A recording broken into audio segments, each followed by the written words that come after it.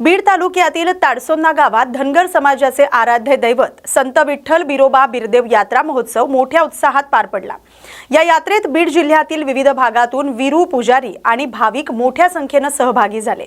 ढोल ताशांच्या गजरात हेडंब नृत्य सादर करण्यात आलं। दुपारी 12 वाजल्यापासून ते सायंकाळी 6 वाजेपर्यंत गावात हळदीचा भंडारा उधळत घोंगडी, काठी आणि तलवारीची पूजा करण्यात आली। जय मल्हारच्या जयघोषांनी संपूर्ण गावाचा परिसर दुमदुमून गेला। धनगर समाजाच्या प्राचीन परंपरेनुसार भगवान शंकरानं बिरोबा म्हणून अवतार घेतल्याची श्रद्धा आहे। त्यामुळे पशुपालक समाजात बिरोबा हे रक्षक आणि आराध्य दैवत मानले जाते। आषाढी एकादशीनंतर विविध गावांमध्ये बिरोबा यात्रा आणि भंडारा उत्सव साजरा करण्याची परंपरा आहे। महाराष्ट्र आणि कर्नाटकसह विविध राज्यातील धनगर समाजाच्या भाविकांसाठी या यात्रेला विशेष धार्मिक महत्त्व आहे। आपण ताडसोन्ना या गावी बिरोबाचा यात्रा महोत्सव या गावकऱ्याच्या वतीने आयोजित करण्यात आलेला आहे। आषाढी एकादशी निमित्त पूर्ण धनगर समाज या ठिकाणी पूर्ण विठ्ठल मंदिरामध्ये दर्शनासाठी जात असतात। या ठिकाणी संपूर्ण विरोध या ठिकाणी जमलेले असतात दर्शनासाठी। तिथून वापस आल्यानंतर प्रत्येक गावामध्ये बिरोबा यात्रा महोत्सव आयोजित करण्यात येत असतो। तर महाराष्ट्रातून काही बिरोबा विठ्ठल बिरोबाचे पुजारी आपल्या समोर आलेले आहेत। आपण त्यांच्याबद्दल संपूर्ण जानकारी घेणार आहोत। नमस्कार। न्यूज मराठी 24/7 या मराठी चॅनलच्या माध्यमातून आपले हार्दिक स्वागत। तर आपल्या संत विठ्ठल बिरोबा या देवस्थानाचं महत्त्व सांगा। हे विठ्ठल बिरदेव पट्टण कोडोलीला सगळ्या देश फिरून तिथं आलेले पट्टण कोडोलीला आल्यावर भक्त त्यांना पाहिजे होता ना देवाला। भक्त हुडकिण्यासाठी ते कुठं आले? अंजनगावाला म्हणजे माढा तालुका आणि अंजनगाव आहे तिथं। त्या ठिकाणी आले विठ्ठल बिरदेव जोड लागलेली गरुड आणि घोड्याचा देव असं चलत आलेले भक्ताकड म्हणजे ह्या धनगराकड चलत येत असताना मग त्यांना त्या भक्ताचा कानुसा लागला। त्या ठिकाणाला खेनुबा भगत त्यांनी जोडा ते बी जोडा पण म्हणले बाबा तुला 12 महिन्याला आमच्या यात्रे करता यावं लागेल आश्विन महिन्यामध्ये आणि जत्रा तू जर आली तर साजरी होईल नाही तर जत्रा साजरी होणार नाही।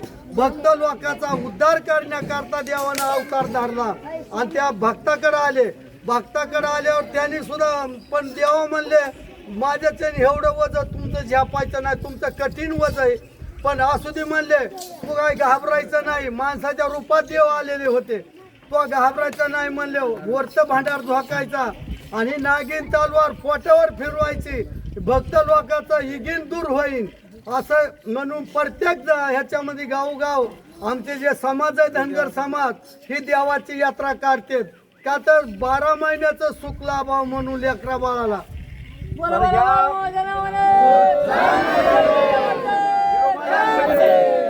बिरोबा यात्रेमध्ये काठी, तलवार आणि घोंगडी याचं फार महत्व आहे। तर ह्याची पूजा केली जाते, ह्याच्याबद्दल माहिती सांगा।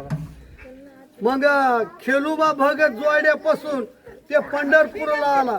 पंढरपुरामध्ये देवाचं दर्शन घेतलं आणि तोरणमाळाला गेला पट्टण कोडोलीला। तोरणमाळाला बसल्यावर तो देव दिसाना त्याला सारी जत्रा दिसायला लागली पण देवच भेटीला येईना म्हणून तो म्हणला मला आता वाचायचं नाही म्हणला ह्या ठिकाणी म्हणला आत्महत्या करायचा म्हणला मला इथं। मग ते स्वामानं एक मालदार स्वामा होता देवाचा कामदार, त्या स्वामाने देवाला हकीकत सांगितली। खेलुबा देव असा करायला म्हणले। मग देवानं सगळं जाणून जोड तलवार त्याच्या हातात दिली आणि जोड तलवारनं मग तो खेळत मंदिरात आला। चल म्हणले तुला देवानं बोलवलं हे बाकी म्हणले जोड तलवार। हे तलवारीचं महत्व आजपर्यंत कुठवर बी त्याच्या कृपेनं हे चाललेलं आहे। आमचा खेळ आमचा धनगर समाजाचा खेळ आहे हो। देवानं 12 महिन्याचं होईक सांगितलेलं। बरं, हवेमध्ये भंडारा का उधळला जातो आणि याच्यामध्ये भंडाऱ्यामध्ये काय काय साहित्य असतं?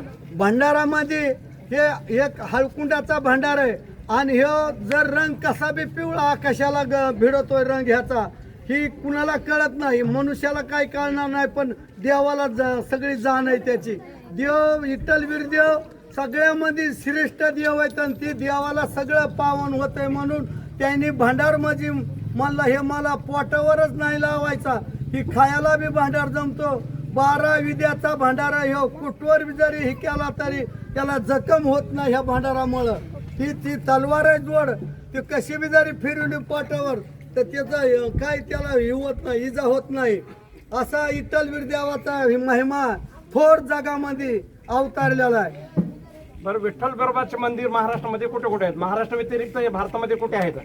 विठ्ठलवीर देवाचं मंदिर पट्टण कडोली एक, वसांगड्याला एक, लय ठिकाणी सांगली जिल्ह्यात पण भरपूर आहेत. हो भरपूर आहे. सांगली आरेवाडीला, आष्टामध्ये, वाळवा तालुक्यामध्ये आहे. आष्टाला पण आहे. हाय हाय. आता आपल्या जिल्ह्यामध्ये किती मंदिर आहेत अंदाजे सांगू शकाल का? आपल्या जिल्ह्यामध्ये काय सांगता यायचं नाही मला, पण तरी बी 50 हा यात्रा महोत्सव कोणत्या महिन्यात साजरा केला जातो? म्हणजे श्रावण आणि आषाढ ही दोन महिन्यामध्ये यात्रा सुरू होती. आणि आमचा तर तसं कार्यक्रम हमेशा चालू असतो. म्हणजे आमचं गजे म्हणून असतंय. ती गजे आम्ही ज्या भक्ताला गजे करायचंय ते भक्त ते आम्हाला भांडार देऊन बोलवून घेऊन त्याचा गजे कार्यक्रम आम्ही पार पाडतो. बरं, हे ढोल ताशाच्या गजरामध्ये आपण नृत्य केलं, नृत्याला का कोणतं नाव आहे? आपल्या धनगर समुदायामध्ये कोणतं नाव आहे याला? हेडांबीर नृत्य म्हणतात. आणखी ह्याच्या व्यतिरिक्त कोणतं नृत्य? याच्यामध्ये त्याला हेडमला हेडम एक म्हणते, तलवार म्हणते, पुन्हा हा ते जे काय म्हणायचं ते म्हणतात. पण ही देवानच खेळ केलेला आहे. तर देव म्हणलेले तू घाबरायचं नाही, नुसतं आमचं नाव घे. आमचं नाव घेतल्यावर आम्ही तुझ्या दोन्ही भुजाला उभं राहून तुझ्या पोटाला तळ हात लावून तू कशी बी जरी तलवार फिरवली, सानीवर जरी लावून आली तरी तलवार तुझी मुंडन. तलवारीचं काय एवढं महत्व सांगितलंय. महाराष्ट्रामध्ये सर्वात मोठा यात्रा महोत्सव कुठं भरला जातो आणि कोणत्या महिन्यात भरवला जातो? हे आपल्या बिरोबा यात्रेचा महोत्सव कुठं भरवला जातो? हे पट्टण कडवली आश्विन महिन्यामध्ये मिरग नक्षत्रावर ही जत्रा भरती. जत्रा महाराष्ट्रात पूर्ण तामिळनाडू आणि ह्याच्यामधून आंध्र प्रदेश मधून सगळे भक्त जमा होते. सगळे भक्त. आपण का तिथे पण जाता का? हा आम्ही जातो दरवर्षी. ह्या यात्रा महोत्सव मध्ये कुठून कुठून आलेत? आपल्या बीड जिल्ह्यामधून, आता महाराष्ट्रातून आलेले? इथून महाराष्ट्रातून आलेले आहेत. आपलं नाव काय? शिवाजी गायके, शिवाजी बिरोबा गायके. आपण कुठून आलात? धारूरहून. ठीक आहे, माहिती दिल्याबद्दल धन्यवाद. तालुका प्रतिनिधी डॉक्टर आर के आरसू, न्यूज मराठी 24/7. न्यूज मराठी 24/7च्या बातमीनंतर घाटनादूर मुरंबी रस्त्याच्या साईड पट्ट्याचं काम सुरू झालेलं आहे. बीडच्या अंबाजोगाई तालुक्यातील घाटनादूर मुरंबी रस्त्याच्या दुरवस्थेबाबत न्यूज मराठी 24/7नं बातमी प्रसारित केली होती आणि त्यानंतर प्रशासनानं दखल घेतली. रस्त्याच्या साईड पट्ट्या निर्माण करण्याचं काम आता सुरू करण्यात आलंय. अवघ्या 6 महिन्यांपूर्वी तयार झालेल्या या रस्त्यावर ठिकठिकाणी भेगा पडल्यानं तसंच साईड पट्ट्या अपुऱ्या असल्यानं वाहनधारकांना अडचणींचा सामना करावा लागत होता. घाटनादूर हे परिसरातील प्रमुख बाजारपेठेचं गाव आहे. मुरंबी, चोथेवाडी आणि नवाबवाडी या गावांना जोडणारा हा महत्त्वाचा मार्ग आहे. या रस्त्याच्या शेतकरी आणि नागरिकांकडून मोठ्या प्रमाणात वापर केला जातो. मात्र काही ठिकाणी साईड पट्ट्या केवळ 2 तर काही ठिकाणी 3 फुटांपर्यंत असल्यानं 2 वाहनं समोरासमोर आल्यानंतर वाहन चालकांना कसरत करावी लागत होती. रस्त्यावर ठिकठिकाणी भेगा पडल्यानं अपघाताचा धोकाही निर्माण झाला होता. याच समस्येकडे न्यूज मराठी 24/7नं प्रशासनाचं लक्ष वेधलं आणि त्यानंतर प्रशासनाकडून साईड पट्ट्यांचं काम सुरू करण्यात आलंय. त्यामुळे ग्रामस्थांनी समाधान व्यक्त केलंय. दरम्यान या रस्त्याच्या कामाची अंदाजे किंमत 7,54,58,000 रुपये असल्याचं सांगण्यात येत आहे. रस्त्याच्या कामाचा दर्जा आणि झालेल्या खर्चाची चौकशी करण्याची मागणी देखील ग्रामस्थांकडून होते.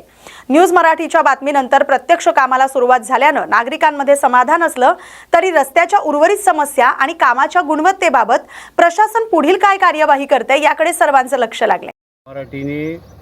न्यूज मराठी चॅनलने बातमी केल्याबद्दल आम्ही न्यूज मराठी चॅनलचे अत्यंत गावकऱ्यांच्या वतीने मुरंबी ग्रामपंचायतच्या वतीने चोथेवाडी ग्रामपंचायतच्या वतीने आभारी आहोत. आणि जिथं मुरुम राहिला आहे तिथं मुरुम येऊन पाहणी करून टाकायला लावणे एवढीच नम्रतेची विनंती आहे. बुलडाणा जिल्ह्यातील चिखलीमध्ये रेशनच्या तांदळाच्या गुणवत्तेवरून लाभार्थी नागरिकांनी संताप व्यक्त केलाय।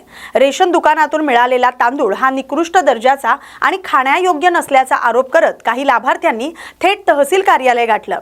यावेळी त्यांनी तहसीलदारांच्या केबिन समोरच हा तांदूळ ओतून प्रशासनाचा निषेध केला।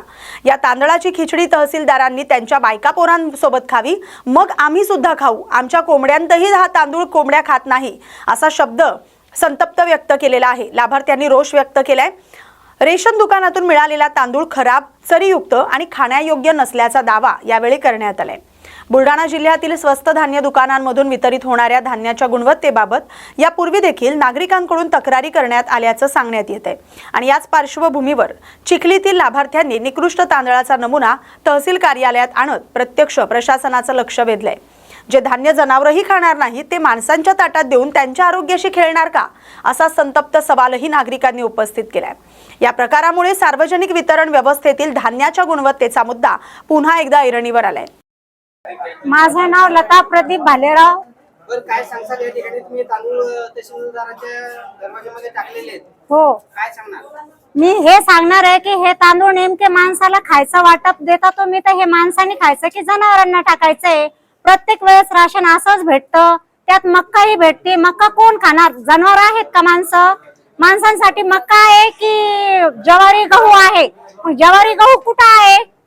कधी भेटलं तुम्हाला राशन? हे आम्हाला काल किंवा आज भेटलेले असेल। तुम्ही तहसीलदारांना बोलले का याच्याविषयी? नाही, बोललेच नाही, कारण ते बाहेर गेलेले 2-3 वाजता येणार आहेत।